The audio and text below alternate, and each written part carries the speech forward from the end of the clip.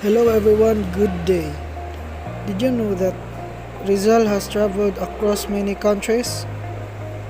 Have you ever wondered why Rizal travels across the countries? So for today's video, we're going to share to you the Rizal's experience in the country of Japan. Without further ado, let's start. Romantic Interlude in Japan, 1888. One of the happiest interludes in the life of Rizal was his sojourn in the land of the cherry blossoms for 1 month and a half. Rizal was enchanted by the natural beauty of Japan, the charming manners of the Japanese people, and the picturesque shrines. Moreover, he fell in love with a Japanese girl whose loveliness infused joy and romance in his sorrowing heart. Her real name was Siku Osoy. Rizal affectionately called her Osei-san.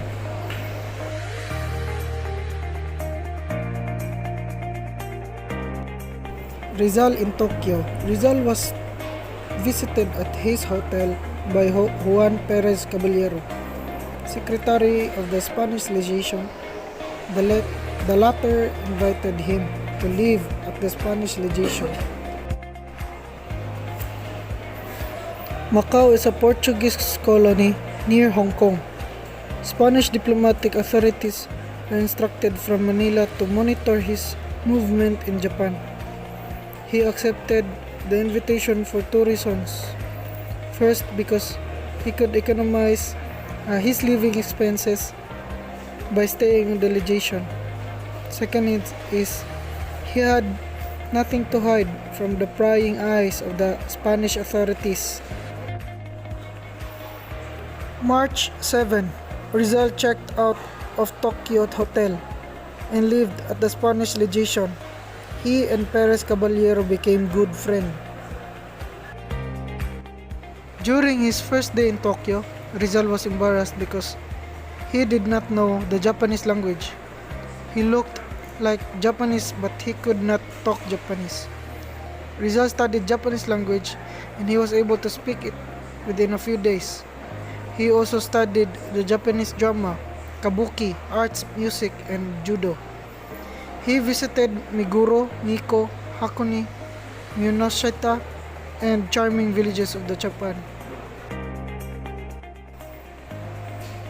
Rizal and the Tokyo musicians, March 1888. It was a beautiful spring afternoon. Rizal was promenading in a street of Tokyo near a park.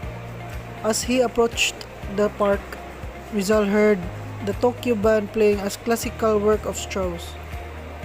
He was impressed with the superb performances of the Western music. Rizal admired and wondered how Japanese people have assimilated the modern European music to the extent of playing the beautiful musical masterpieces of the great European composers.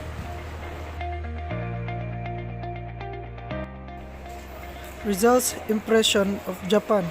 Rizal was favorably impressed by Japan.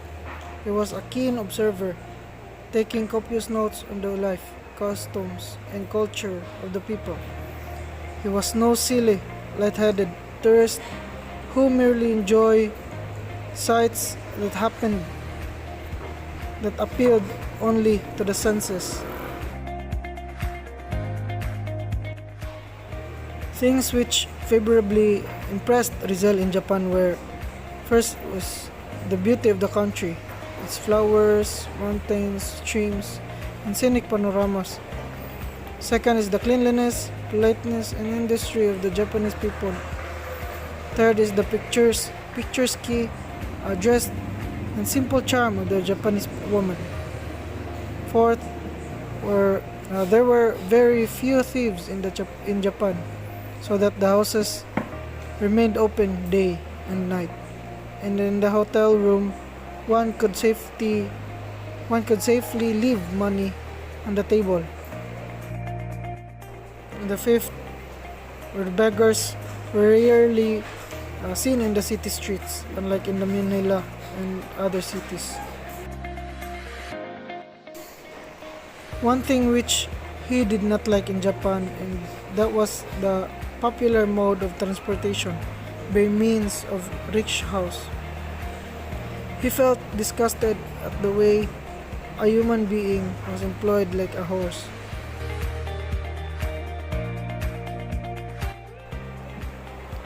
Romance with Osai-san, or Seiko Usui, a samurai's daughter, 23 years old, and a pretty Japanese girl whom Rizal was attracted by her regal loveliness and charm. Rizal and Osai-san, as Rizal called her, met almost daily.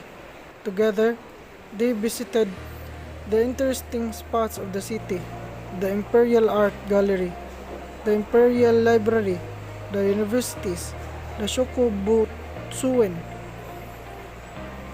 the city parks, and the picturesque shrines. Rizal saw in lovely Osai-san the qualities of his ideal womanhood: beauty, charm, modesty, and intelligence. No wonder he fell deeply in love with her. Osai-san helped Rizal in many ways. More than a sweetheart, she was his guide, interpreter, and tutor. She guided him in observing the shrines and villages around Tokyo. She improved his knowledge of Nippongo, or Japanese language, and Japanese history.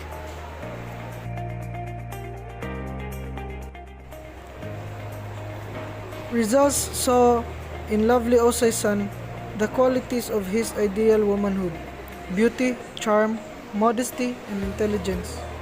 No wonder he fell deeply in love with her. Osai-san helped Rizal in many ways. More than a sweetheart, she was his guide.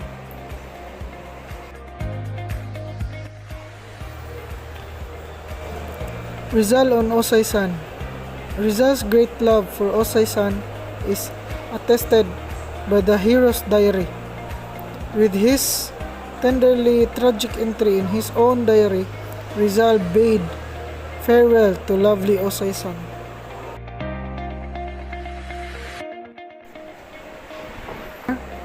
At Yokohama, bound for the United States.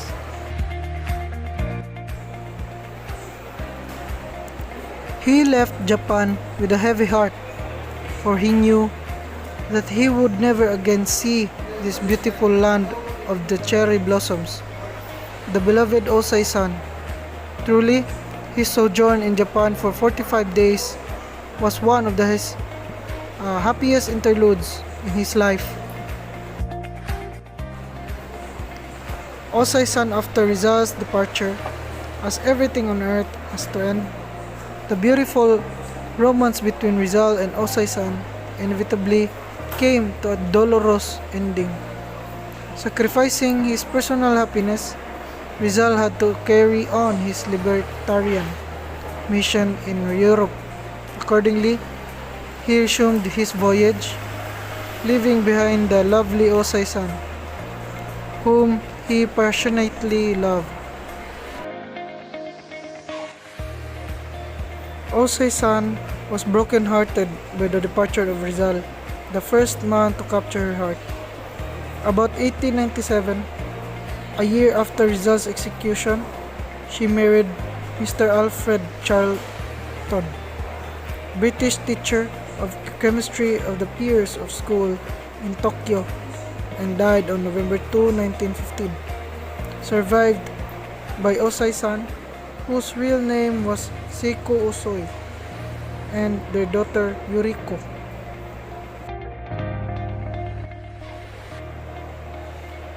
Voyage across the Pacific.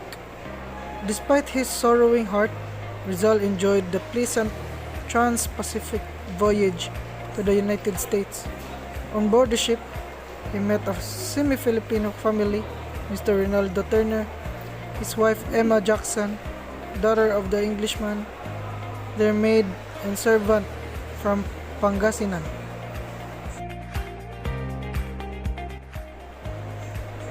Rizal and Techo. Another passenger which Rizal befriended on board the Belgic was Techo Suhiro, a fighting Japanese journalist, novelist, and champion of human rights who was forced by the Japanese government to leave the country, just as Rizal was compelled to leave the Philippines by the Spanish authorities.